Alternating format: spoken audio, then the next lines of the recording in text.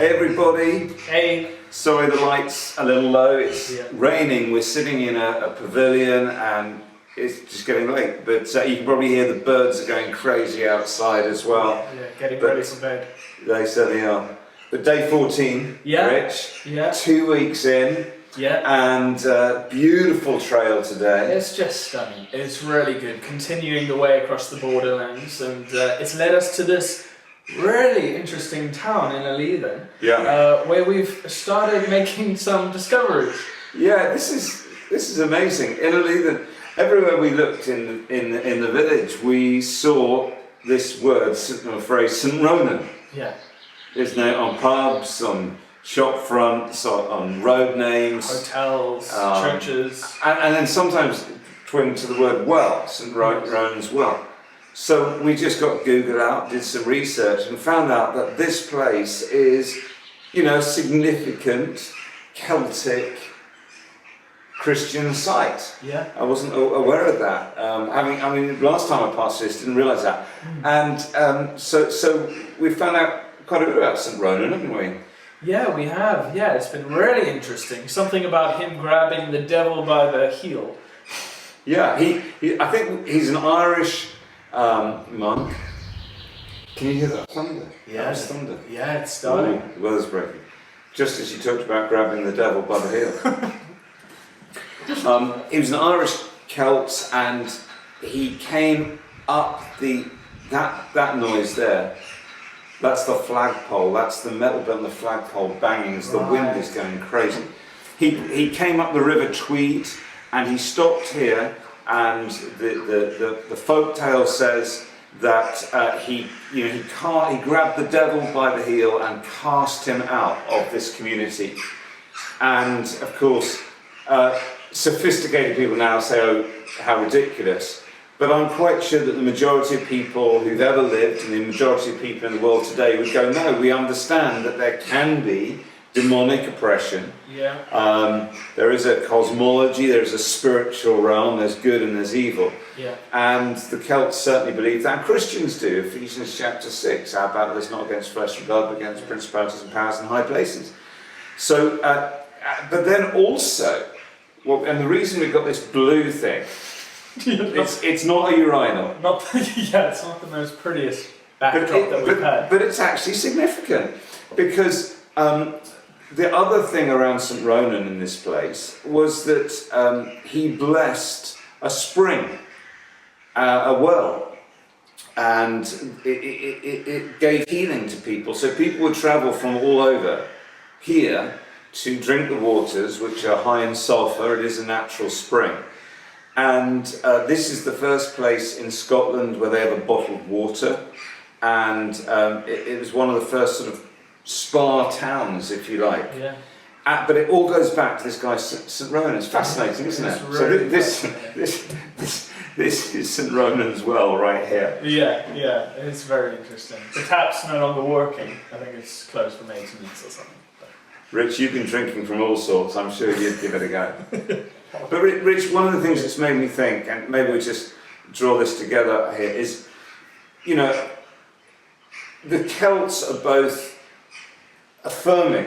Like, there are times, things I find out about them that I just think, yes, that's an amen to what I believe. Yeah. And then there are times that they're quite challenging to my preferences and my worldview. Yeah. And they definitely had a far more highly developed sense of spiritual warfare. No question about that. But what interests me is this, and it's perfectly encapsulated in what we found out in the last 15 minutes about St. Ronan. Yeah. Sometimes they came against things in the culture and they actively resisted it. If you like, they performed deliverance. They opposed that which was of the devil in the culture. And so something seems to have gone on here where St. Ronan cast the devil out. But sometimes the Celts took what was in the pagan culture and they redeemed it. So they didn't resist it, they renewed it with Christ at the centre. Yeah. And so I think we've got both here. There's the resistance piece. He clearly came in and broke some kind of demonic stronghold here. Yeah. But my hunch, because this has been a settlement for more than 2,000 years, there are Iron Age a stone edifices on the hill just above us here. Yeah. My hunch is that this spring would have been worshipped long before they heard anything about Christ. Yeah. It would have been druidical, pagan water worship. And you understand why. Water is very important. Yeah. And so it seems to me, I'm guessing, that St. Ronan came along, and with that, instead of saying that's all demonic, don't be so stupid, he redeemed it, and he said, no, Jesus is the source, or he is the water of life. I'm sure he knew the Bible verses to quote. Yeah. And so to this day, there are church services here about the well. There's an annual festival celebrating St. Ronan and the life-giving waters. And so this speaks to me about the complexities of dealing with an increasingly pagan culture that we're all living in. We're going to need the gift of discernment to know when to resist and cast the devil out, as it were, and when to redeem things that we might initially think, like Paul on Mars Hill, the idol to an unknown God. You'd think that he, as a good Jew, would have just rebuked it. Instead, he redeemed it. He used it to point people towards God. And so, traditionally, liberals, progressives tend to try and redeem everything, and you get the feeling they wouldn't know the devil if he turned up in horns saying I'm the devil. They're just invited to tea. But traditionally, Pentecostals and also more conservative evangelicals see the secular culture as somehow demonic in itself, and therefore they have to create a Christian equivalent. So we end up with Christian cinema and Christian music and Christian equivalents, and it's the world is evil, flee from it. Yeah. But St. Ronan in this place clearly did both. Yeah. On one hand, he cast the devil out, but on the other hand, he redeemed the water worship and pointed it towards Jesus. Yeah. And so it's a pretty cool picture of the complexities we're wrestling with. It is really good, and it's something that I want to carry into my life moving on beyond this pilgrimage of holding those tensions of redeeming culture, but also knowing when to challenge and when to speak out. Which do you find harder? I find it harder to challenge. Yeah. So I think my natural leaning would just be everything's redeemable. Yes. But yeah. Which is partly to do with theology and partly to do with the enneagram. Yes. Some of you need to know there's a difference. The enneagram's not in the Bible. Yeah, absolutely. And some of you need to know, relax, it's okay. Sometimes those tools are useful for understanding ourselves and other people. Yeah. Have I actually literally just alienated everybody? Well, that's the whole moral of this thing.